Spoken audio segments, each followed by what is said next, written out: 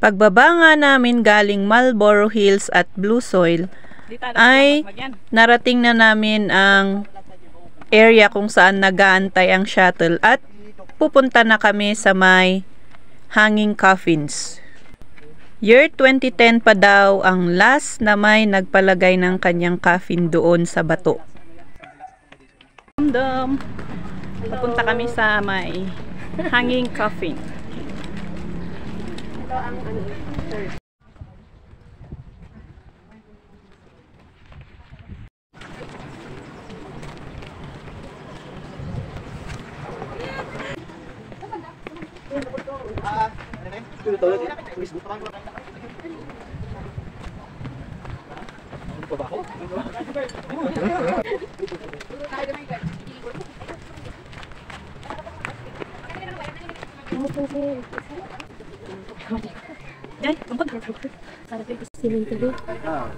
At paskadaan cemetery is in the different Sagada zones na tinatawag natin.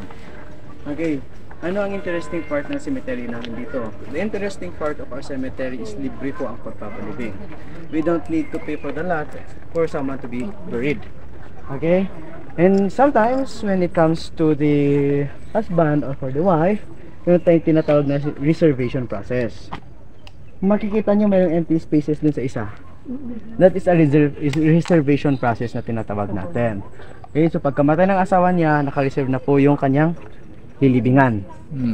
Long time ago kasi, yung mga matatanda dito sa amin is they carve their own coffins. And then kaya yung mga bahay namin dito may siyang ilalim.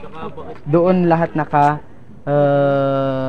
stay or doon lahat tinatago yung mga coffins nila ay ginagawa nila noon. Kaya may ganun kaming klaseng bahay. So kapag namatay na yung matanda, doon siya ilalagay, doon yun yung gagamitin niya para ilibing. And then wala kaming cemetery noon, kundi ang mga cemetery namin sa mga kuweba, which is ang tawag namin doon is liang. Liang ang tawag namin doon sa mga maliliit na kuweba, which is doon namin sinusuksok yung mga patay namin na mga kamag-anak. Okay, so dito, this is not the original view of the cemetery. Makikita natin siya dun sa taas, which is the 6 feet under the ground. Kung makikita niyo yung cemetery natin at nanonood naman kayo ng Hollywood movies, parang ganun yung style. Yung aming cemetery, because this is an American missionary compound na tinatawag natin. So from the church going here to the cemetery, it's an American missionary compound. Okay, so it is a privately owned. Ayan, so during November 1 naman sa araw ng mga patay natin, meron kami tinatawag dito na panag-aapoy, which is we don't use the candles, we make bonfires by these pine trees. Okay, long time ago it is very difficult for us to find candles, so we use of our natural resources, which is we have much in pine trees. So yun ang ginagamit namin, and useless po kasi ang kandila kapag November, masyadong mahangin po and breezy, kaya kapag sinindihan mo mamatay din kaagad. So we use the bonfire because meron kaming tema dito na while the wind blows, the fire grows. Okay, so bawal din pang pag-overtime dito. Ayan, so kapag may ililibing sa hangin ko dito sa ano natin, bawal ang ganitong activity katulad kahapon, kaya hindi tayo nakapagpunta. Okay, so any questions? Wala po.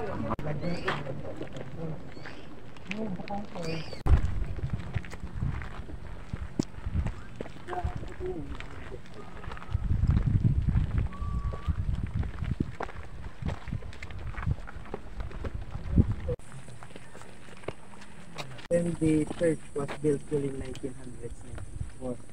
And then this is why we have this cemetery because of the nuns, yung mga namatay na madre dyan sa old missionary compound.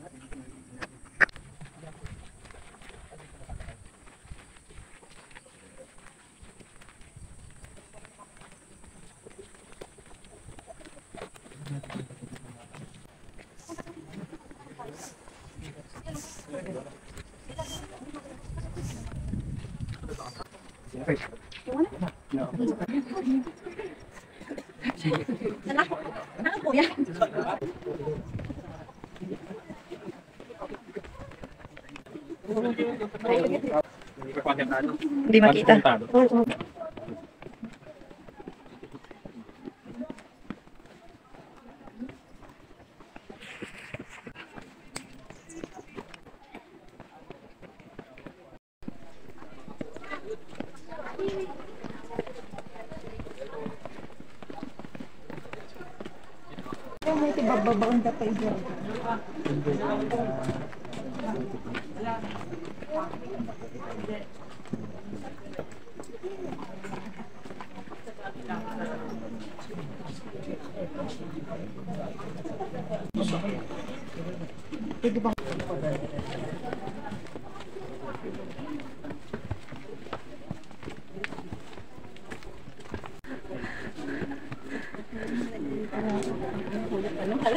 Ano? Kaya pa nang Nahiking pa tayo mamaya.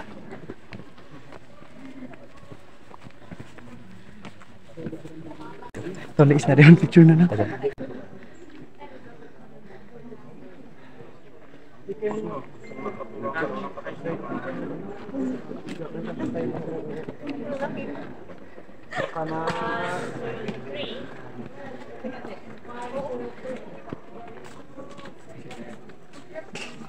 Ay.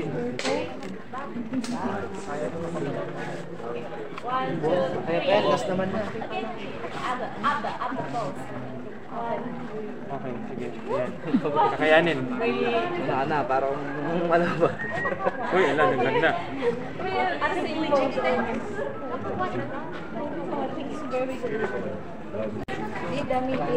Allergy po. Kapatay bukis mo.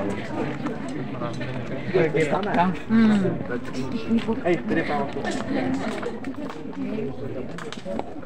Ito ka namin mo. Nilibel ko lang. 0.5. Long time ago, it was Thank you. Pangingin na naman kaya pangalan ng mga kahilayan na yun. Which is very siya makuti ang mga paliguras animals dati. Kaya noon may mga kwento yung mga matatanda na minsan may mga bungo na napapadpad doon sa mismong halap ng bahay. Yan na yun. So, within the Igorot culture, if you are dead, you are also very respected. Kasi, okay, kaya dito, kapag namatay na, nailibing na siya, hindi na siya pwedeng buhayin ulit at ilagay sa ibang space. Kung saan siya nakalibing, yun na yun. Okay? What is the process of doing the hanging coffins? Kung makikita niyo, konti lang sila, no? Meron kasing qualification bago may hang dyan. Baka may narinig kayo or may nalaman ng mga qualification. Ang pinakaunang qualification dyan para may hang ka is dapat po patay ka muna. Siyempre. Ayun. Okay, so the very best thing is the natural death of the person, and it should be, he or she would be a full-blooded Igorot. So that is the ayun, mapapansin naman ninyo may mga small coffins and may mga lumbar coffins. Small coffins are in the fetal position.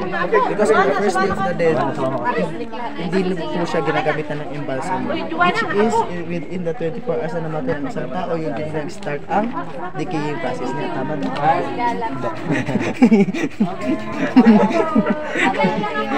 Yung nag-i-start ang decaying process niya kapag walang embalsam mo.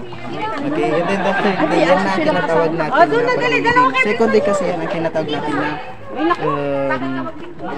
sangadil, which is yung pagpapaupo ng patay. And then the third day is yan na po yung pagbabaluktot into fetal position. And then babalutin siya ng special cloth and then lalagay siya dyan. Pero ang mas mauuna dyan is yung coffin. How do they put this coffin? First, they build scaffolding.